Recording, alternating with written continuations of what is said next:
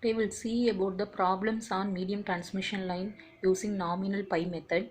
A three-phase 50 Hz 150 km line has a resistance, inductive reactance and the capacitive shunt admittance of 0.1 ohm and 0.5 ohm and 3 into 10 to the power of minus 6 mho per kilometer per phase. If the line delivers 50 megawatt at 110 kV and 0.8 per factor lagging, determine the sending end voltage and current.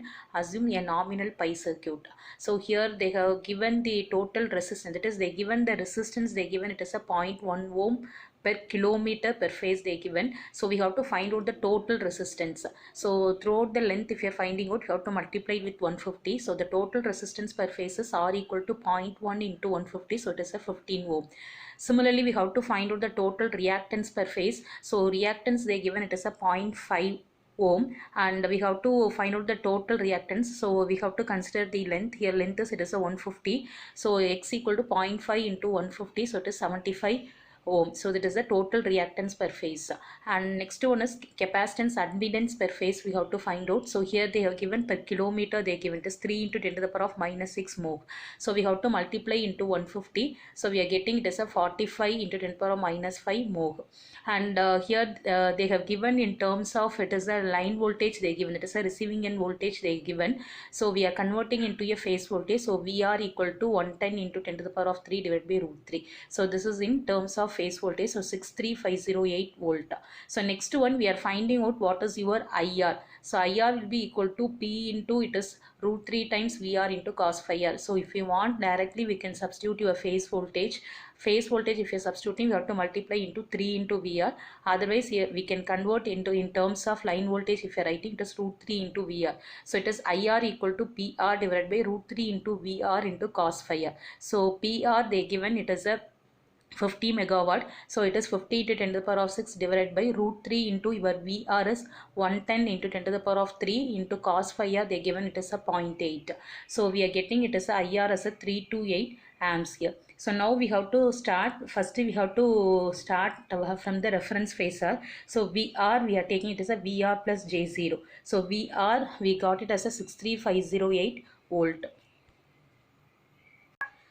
You know the equivalent circuit of the nominal pi method. So from this, first we are finding out VR, next we are finding out IR, then here this charging current IC2 at the receiving end we are finding out, and then we have to find out this drop, and then the current I will be equal to, that is IC2 plus IR. So we can find out what is the current I, and charging current IC1 we can find out. From this we can find out IS will be equal to I plus IC1, correct? And then we can find out what is your VS. So we can go from the backward and we can find out all the term. So VR already we have taken the reference phasor, so VR plus J0. Next one we are finding IR. So IR equal to IR into e to the power of minus J pi R, because it is a lagging power factor they given. So e to the power of minus J pi R, we can write cos pi R minus J sin pi R. So cos pi R we got it as a 0.8. So from this we can find out what is your sin pi R. So we are getting it as a 0.6. So it is 262.4 minus J 196.8 amps. That is your IR here. So next we are finding out the charging current at the receiving end we are finding out.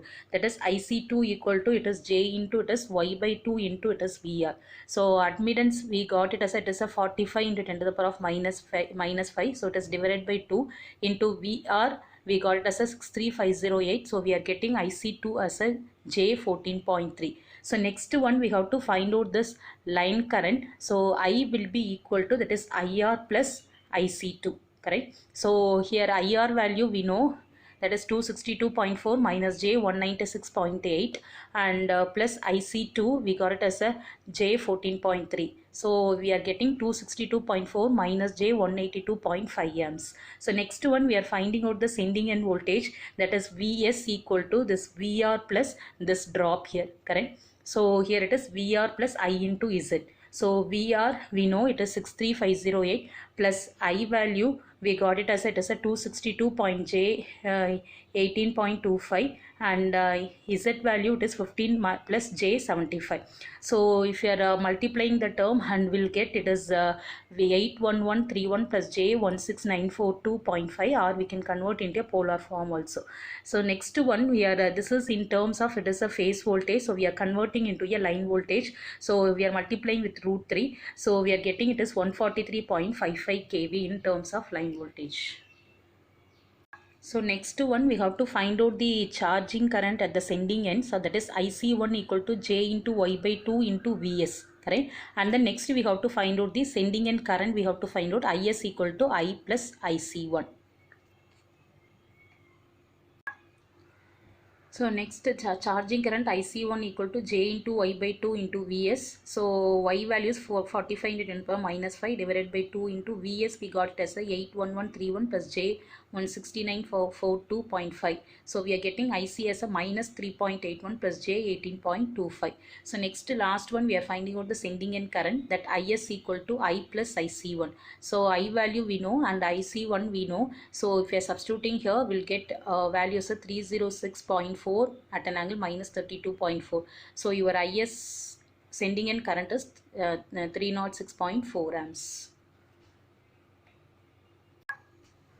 So next problem, a 3-phase 50 Hz 150 km line operates at 110 kV between the lines at the sending end. The total inductance and the capacitance per phase are 0.2 Henry and 1.5 microfarad.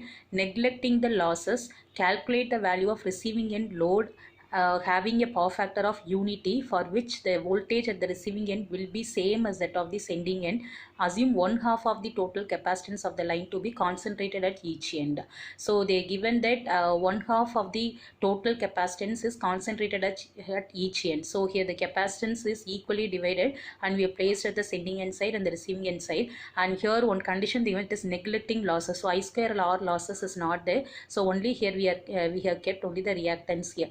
And here we have to find out the receiving end load current, we have to find out. So and also they are given the condition that power factor for unity, and during this condition we have to find out what is your receiving end load current, we have to find out here.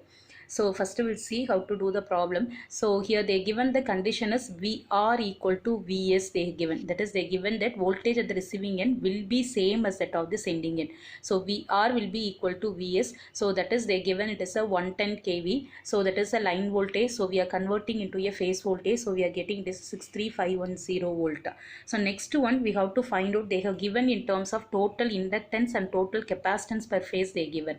So here we have to find out the reactance value.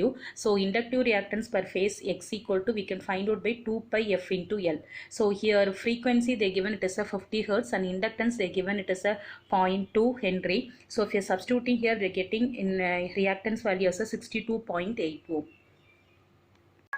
Similarly, here we have to find out the series impedance. Here R losses is not there, that is Z equal to R plus JX. So the resistive drop is not there. So here we are getting J equal it is Z equal to J 62.8 ohm. So next one is, it is a shunt impedance per phase we have to find out. So they given the capacitance value. So Y, it is nothing but it is 2 pi F into C. So C value they given it is a 1.5 into 10 to the power of minus 6. So we are getting it as Y equal to J 4.71 into 10 to the power of minus 4 mho.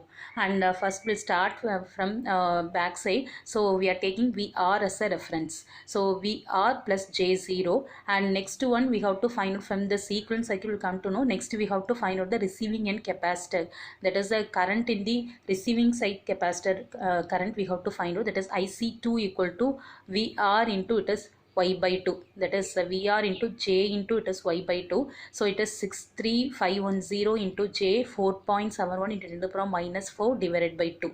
So here we are getting that J 14.96 amps, correct. So another one, they given the condition that they given that load power factor is a unity power factor they given, that is cos pi r will be 1, that means sin pi r will be 0. So if you are substituting here IR into e to the power of minus j pi r, so cos pi r minus j sin pi r, so we will get it as a IR at an angle 0 here, so that is IR plus j0. So next one we have to find out current through the series impedance. So series impedances here we can IR value we don't know, so we can keep as it is. IC2 we call it as a J14.96. So sending end voltage is nothing but Vs equal to VR plus I into Z. So here VR value 63510 plus IR, here if you are substituting I value as IR plus J14.96 into here it is Z value we are getting it is a J62.8. So we got Z value. So here we'll get Vs in terms of IR, we'll get it here. So here we are getting Vs in terms of IR. If you are finding the magnitude of Vs, so this will be square root of this term. So if you are squaring this Vs square, so we are getting that 62570.5 the whole square plus 62.8 into IR the whole square.